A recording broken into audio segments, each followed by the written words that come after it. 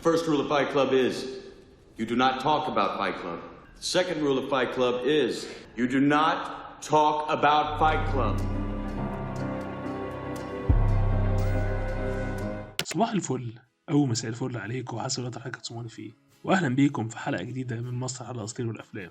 النهاردة معانا زي ما انتم شفتوا فيلم أنا شخصيا بحبه جدا، وفيلم يعني لحد دلوقتي بيتعمل عليه ميمز والناس كلها بتقعد تتفرج عليه، والفيلم ده هو فايت كلاب أو بالعربي نادي القتال. كعادتنا اللي معرفش الفيلم احنا هنلخصه سريعا، واللي يعرفه خليك معانا يمكن تكون ناسي يا سيدي بعض الأحداث. تبدأ أحداث الفيلم براوي غير معروف الاسم مخطوف وفيه مسدس في بقه وقاعد فوق مبنى مليان بالمتفجرات ومتوقع انه ينفجر في اي لحظه. الفيلم بدأ حامي قوي، يعني بدأ بينا من نقطه النهايه. الراوي بيقرر يقول لنا كل ده حصل ازاي وايه اللي وصله النقطه دي، اكن تحس الراجل بيقول لك اعمل لك جميله واقول لك ايه اللي حصل. يعني بيبدأ الفيلم زي كل القصص العظيمه، وانا اسف لو انا صوتي بيبان انه سخريه، ولكن بيبان مجموعه دعم نفسي لمرضى سرطان البروستاتا. بالنسبه للناس اللي اتفرجت على الفيلم اعتبروها يعني هي البروستاتا، بالرغم انه مش مريض باي شيء. الراوي ده يا جماعه اللي هو البطل بيحضر مجموعات دعم كتير قوي، وصحيح مش مريض ولكن عنده مشاكل نفسية، فكان بيروح المجموعات دي عشان بيعاني من الأرق، وقعدته معاهم بتساعده يتغلب على الموضوع ده وبتساعده ينام. ولكن في مشكلة بتظهر في حياته في شكل واحدة اسمها مارلا، عشان مارلا دي بتقدر تكشف كذبه وعارفة انه مش مريض زيها. وبعد كده بنشوف في رحلة عمل الراوي بيقابل صديق جديد وهو تايلر ديردن. تايلر ده من نوع الأشخاص اللي بيرفضوا الواقع، ولكن في نفس الوقت زي ما تقول كده ذو فلسفة ومش عشوائي، لا عنده فكر وعنده فلسفة مش عليها في الحياة. أول ما الراوي بيوصل بيته بيكتشف إن شقته انفجرت، كان ناسي البوتاجاز شغال بإيه، فبطبيعة الحال بيدور على مكان يبيت فيه، فإيه بيروح لصاحبه تايلر ديردن. وفي واحدة من النزولات وأثناء هم قاعدين بيسكروا مؤاخذة بيعربدوا بيبدأوا يضربوا بعض في الجراج. زي كده يا جماعة حذر الرجالة التقيل. ومن الحادثة دي بيتولد نادي القتال الفايت كلاب. الراوي بيسيب شغله في شركة إعلانات ويبدأ يشتغل مع تايلر في شغلانة ليلية كجرسون في أحد الفنادق. وفي الشغلانة دي يا جماعة بيبدأوا يعملوا أعمال تخريبية زي إنهم يتفوا في الأكل سورياني أو يتبولوا على الصابون، وما بين الشغل بيسرقوا دهون بني آدمين من إعادات تجميل وبيحولوها لصابون وبيعيدوا بيعها للأغنياء. فيعني ما شاء الله هوايات وأفعال طبيعية خالص. المهم تايلر بيبدأ هو ومارلا يتقابلوا وبتنشأ بينهم علاقة برضه، ومش شرط طبعا نشرح الباقي. وبسبب ده الراوي بيبدأ يتضايق جدا وبيخاف عشان مارلا بدأت تاخد تايلر منه، ووقته مع تايلر ابتدى يقل برضه. وفي هذه الأثناء النادي بيكبر وناس كتيرة بتنضم ليهم، وتايلر في مشهد ايكونيك قوي من الفيلم بيحدد شوية رولز يا جماعة كده لنادي القتال. أول قاعدة ما بنتكلمش عن نادي القتال، وتاني قاعدة برضه لأن ممنوع الكلام عن نادي القتال. النادي يا جماعة كان بالنسبة للرجالة زي طريقة عشان يفشوا غلهم أو يطلعوا همومهم اللي مش عارفين يتكلموا فيها، وكان طريقة برضو لتعبيرهم عن إحباطهم من الحياة وإحباطهم من نفسهم. ولكن الموضوع بيبدأ يتطور لمنظمة بيقودها تايلر، اللي بيبدأ يجرد ناس من النادي تعيش معاه في بيته هو والراوي عشان يزعزعوا النظام الاجتماعي للدولة. وده بيحصل عن طريق إن تايلر بيحدد لكل واحد فيهم واجب هوم وورك بيعملوا. الواجبات دي يا جماعة أو الهوم وورك ده هدفه نشر الفوضى والقلق. الموضوع بيبدأ يكبر ونوادي القتال بتنتشر على مدار الدولة، والراوي مش لاقي حاجة يقدر يعملها تجاه الموضوع ده. وتدريجيا يا جماعة بيبدأ يشعر إن هو معزول، بيشعر بالشفقة تجاه نفسه، بيقول لك أنا عملت في نفسي إيه؟ أنا ليه عملت في نفسي كده؟ وفي مكالمة مع مارلا بيسألها هي فاكرة مين؟ أو أنتي وأنا اسمي إيه؟ عارفين يا جماعة الأسود ده؟ أنت فاكرة بتكلمي مين؟ وللمفاجأة بتجاوبه وتقول له Tyler Durden, you fucking freak. What's going on? والنقطة دي يا جماعة الراوي أو تايلر اللي بنكتشف إن هو كل ده هو تايلر ديردن هو الراوي بيحاول يصلح كل الأضرار اللي هو عملها، ولكن بيفشل برضه في فك النادي، وبيفضل عاجز وبيشوف الدنيا بتنهار قدامه، فبيقرر إنه لازم يقتل تايلر. ولكن بيفشل يا جماعة عشان طبعا زي ما قلنا تايلر ده جوه دماغه بس. ولكن بقى إيه؟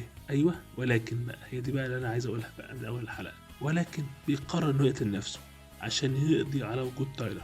وهنا بس بنرجع لمشهد البداية ولكن منظور مختلف. تايلر أو الراوي هو اللي حط المسدس في بقه، ولكن دلوقتي احنا عارفين ليه وعارفين انه مش مخطوف، ولكن دول الناس التابعين ليه. الراوي بيدوس على الزناد ولكن تجاه خده. تايلر بيختفي ولكن مارلا بتظهر، والراوي بيتفرج معاها على انهيار المباني اللي حواليهم. طبعا في تفاصيل كتير عن قصتها وما رضيتش اقولها عشان الفيلم ده يا جدعان من ضمن الرولز بتاعته برضو ان احنا ما ينفعش نحرقه كده بالمنظر اللي عمله، لازم تتفرجوا عليه انتوا بنفسكم. بس برضو انا حاولت اجمع النقط المهمه اللي هنحتاجها بعد كده في تحليل الفيلم. اول نقطه هنتكلم عنها هي فقدان الهويه وعدم وجود هدف واضح لحياتنا. برضو انا عارف تحسوني كلامي كده ايه مكلكع واخد دور الاستاذ مفيد فوزي واريد ان احدث في مواضيع مهمه، ولكن المره دي يا جماعه في الفيلم ده بالذات الموضوع مهم، لان الفيلم بيناقش فعلا نقطه مهمه اللي انا قلتها دي، ان الواحد ما يكونش ليه هويه او ما يحسش ان هو ليه هدف في حياته او في حاجه بيسعى وراها.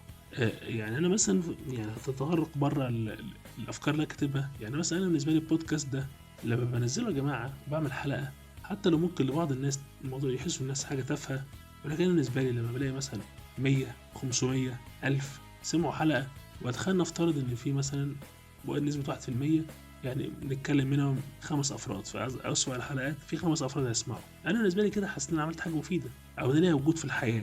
ولكن يا جماعه في ناس ما يحسش انه عنده هويه، ما عندوش حاجه بيقولها، ما عندوش اراء، وكمان ما عندوش هدف يسعى عليه، ولا هو مثلا عايز يحقق درجه فلوس معين، ولا عايز يكون شيء معين، شخص كده تحسه اضافه وخلاص. عشان كده بنشوف في اول الفيلم ان الراوي ده بيتذكرش اسمه، بيفضل دايما اسمه ناريتور الراوي، واحد بيبص على الحاتم من بعيد وعمال يروي احداث، عشان زي ما بقول لكم هو اولهم واول واحد في الجروب ده في النادي القتال بدون هدف ومحبط. هو مجرد شخص يا جماعه بيعيش ويعيد نفس اليوم بدون اي هدف، وكان بيروح مجموعات الدعم دي يا جماعه ويدعي ان هو مريض عشان يحس ان عنده قيمه في حياته او ان عنده حاجه في حياته يشتكي منها حد، عشان هو رؤيته لنفسه ان هو شخص فاضي ومالوش يستحقش الاهتمام. يعني الراجل شايف ان هو ما يستحقش الاهتمام او حتى مش مستحق التقدير من الناس اللي حواليه، وبيخاف لما مارلا تظهر في حياته عشان يا جماعه هي قادره تكشف حقيقته، وبعدها بس ايوه تايلر بيظهر على الساحه. وتايلر ده يا جماعه بيسموه التر ايجو، او الناس اللي عندها مرض نفسي اللي هو زي شخصيه تانية، مش انفصام شخصيه ولكن اللي هو بالمصطلح اللي هو بتاع السينما، ولكن هو حد بيحميك او تصرفات او نقدر نقول فعلا شخص تاني او زي شخصيه تانية جوه نفسك. ولكن الشخصيه دي يا جماعه عندها شجاعه اكتر بكتير، شخصيه عندها هدف وعندها خطه ماشيه عليها، وزي ما شفنا بيبدا يستقطب ناس زي شخصيته الاصليه اللي هم ايه ناس بدون هدف وبدون هويه عشان يبدا يحولهم، فيحس ايه ان هو كتايلر او الناريتور ان هو عنده هدف وبيعمل حاجه اهو، انا حولت الناس اللي شبه دول لناس احسن، انا كده خلقت هدف لنفسي.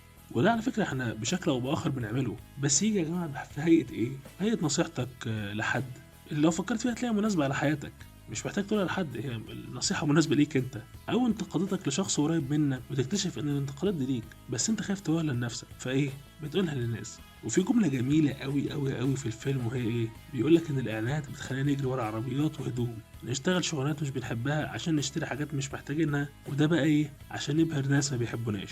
وده يا جماعة الحقيقة من ضمن أسباب الكسل هو عدم وجود هدف واضح ودوافع عندنا احنا معظمنا دلوقتي. وكان بيتكلم برضو إن المجتمع حول الرجالة مستهلكين عكس طبيعة الراجل إنه بيدعم أو بيقدم خدمات سواء مادية أو عاطفية. وده اتناقش في نقطة مفهومة غلط شوية، والنقطة دي هي إن نشأة الأطفال بتحتاج للطرفين الراجل والست عشان كل واحد فيهم بيقدم دور. أعتقد إن احنا كرجالة يا جماعة بطبعنا عمليين شوية ومش عاطفيين قوي. في الفيلم كان في تركيز على الأولاد وان ازاي الاب بيقدم دور انه يخلي الولد راجل، بمعنى ايه؟ انه يفكر بعقله ويكون قوي ويعرف يدعم اسرته او يشيل نفسه وخلاص، والام بتكمل الدور الجميل ده، وكنا بتعلمه ازاي يكون متاح عاطفيا مش جاف طول الوقت، وبتعلمه انه يتعاطف مع غيره ويحترم الاخرين وكل الحاجات الجميله دي. يعني يا جدعان من الاخر الطفل او الشاب الصغير ده بيكون نتيجه، شخصيته بتكون نتيجه من الاثنين دول بيشتغلوا مع بعض، بيطلع طفل سوي. الفيلم كان بيهاجم بقى ايه؟ نقطه ان النظام العائلي بيميل تجاه الام بس، وده بيخلي المجتمع غير سليم عشان الطفل ناقصه جزء ان هو يكون ناشئ او بيفكر بعقله وهيدور عليه باي شكل او التاني. وده بالظبط اللي حصل في الفيلم لما الرجاله فقدت احساسها بهويتها بسبب عدم وجود الاب كرمز في حياتهم، وبداوا ايه يتجهوا للافعال العنيفه اللي كانت تحت مسمى اصلاح المجتمع. المشكله يا جماعه ان الرجاله في الفيلم ده نشأت بدون قدوه يحتذوا بيها، ولكن ده بقى يرجعنا ايه لنقطه عدم وجود الهويه. فايه الناس بتحاول يا جماعه تكون تابعه لحد تاني عشان يساعدها يحقق ده. في الواقع النقطه دي يا جماعه مش في الفيلم بس ومش سارع الرجاله بس، ولكن علينا كلنا. والموضوع فعلا بيكون واضح في الاعلانات ان بيوجهك تعمل حاجه معينه عشان تشعر بشعور معين. ودي بقى النقطة الثالثة، إن إحنا بقينا ناس مسيرين مستنين دايما يا جماعة حد يقول لنا نعمل إيه. من أول إعلانات زمان اشتري المنتج ده، وأنا بحب الإعلانات وقلتها كتير، ولكن الإعلانات بتوجهك لاتجاه معين. ويمكن ده كمان ظهر دلوقتي كمان في هيئة الإنفلونسرز أو الناس اللي بتريفيو الاكل حتى، مش قصدي ان هو بيعملوا حاجه وحشه، ولكن انت بقيت مستني يا جماعه حد يقول لك تعمل ايه، او يقول لك تشعر شعور معين، او يقول لك الحاجه دي حلوه فانت لازم تاكلها، لازم انت خلاص ناقصك حاجه، او انت في حد امن عليك افعالك. يعني مش عارف، مش عايز ابعد عن الموضوع، ولكن يا جماعه في الحقيقه انت مش عايز ده، ولكن الفراغ اللي جوانا بيكون محتاج يتملي باي حاجه تحسسنا ان احنا لينا قيمه، او حاجه يا اخي بنجري وراها. والموضوع تطور مع وسائل التواصل والسوشيال ميديا زي ما قلت، والانفلونسرز. وزي ما قلت تاني انا مش بهاجم حد، ولكن زي ما بقول لك هو هتلاقي دايما انت لازم تجرب كذا، انت ما عملتش، انت فايتك يا جدعان. هو ليه النبره دي؟ انا عارف ان هي نبره عشان ده شغلهم، وفي السيلز حتى انا لما اشتغلت فتره سيلز انت لازم تقول للزبون لا مؤاخذه ايه، لازم كذا، انت هيفوتك، اللي هو الفير اوف ميسنج اوت، الفومو. ولكن انا اسف اللي اقوله، الغريب بقى هو الناس يا جماعه اللي بتوجهك دول ايه خبراتهم في الحياه؟ بلاش، هو عنده خبرات كويسه، بس هل هو اتجاهه في الحياه نفس اتجاهك؟ هل ظروفك نفس ظروفه؟ هل نفس اللي هو عايز يوصله انت عايز توصل له؟ فعلى اساس إيه انت بتمشي وراه او بتاخد منه الكلام او مستنيه يقول لك تعمل ايه؟ يعني انا برضو بستغرب تلاقي الناس بتشوف الانفلونسرز، مش قصدي حاجه ان هم قدوه مثلا، لو عمل كده يبقى ده عادي، مش معنى كده صح يا جدعان. وانا لو مثلا دلوقتي وانا بتكلم في بودكاست شتمت وانت بتتابعني، مش هقول انا انفلونسر، تقول انا بسمع عمر ده شخص محترم وبيقول كلام مهم بس بيشتم في النص، هل ده معناه ده فعل صح؟ لا، فعل غلط. فانا ما بستغرب الناس اللي بتشوف مثلا الانفلونسرز دلوقتي يقول لك اشوف بيعمل ايه او خد قراراته ازاي عشان اقلده او بعمل زيه. طب ممكن هو قراراته غلط، يعني ممكن ده قراراته غلط، ولكن مش عايز اقول غلط عامه، ولكن هي قراراته مش مناسبه لك انت. وبرده كمان بقوا مصدر يا جماعه مهم قوي للمعلومات، يعني في ناس ممكن تصدق صانع محتوى او انفلونسر عن هو يدور. وانا على فكره من ضمن الفئه دي، مش انا والانفلونسر، ولكن الكونتنت اللي انا عارف في ناس بتسمع ما بتدورش، لا انا انصحك تدور وخش ناقشني او خش ناقشوني، الكلام ده غلط عادي، خلينا نتكلم. ولكن يا جماعه فكره ان يبقى في ناس كتير يا جماعه، وانا جات لي فتره كنت كده ما عندناش حاجه ماشيين وراها او ما عندناش حاجه بنعملها بتحسسنا ان احنا لينا بصمه في الحياه، ده شيء سيء جدا، ودي مصيبه، وجهه نظري دي مصيبه في المجتمع.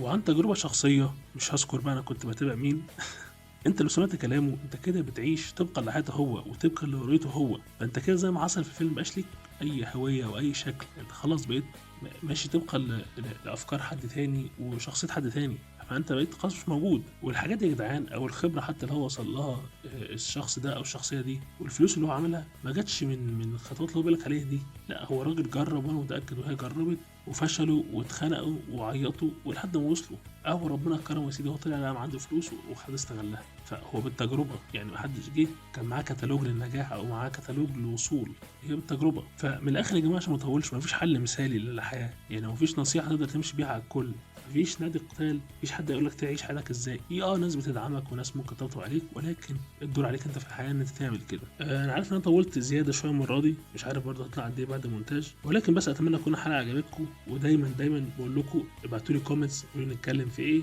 يا سيدي، خش اتخانقوا معايا في الكومنتات. وكالعاده انا كنت معاكم عمر الدش من مسرح الاسئله والافلام، سلام.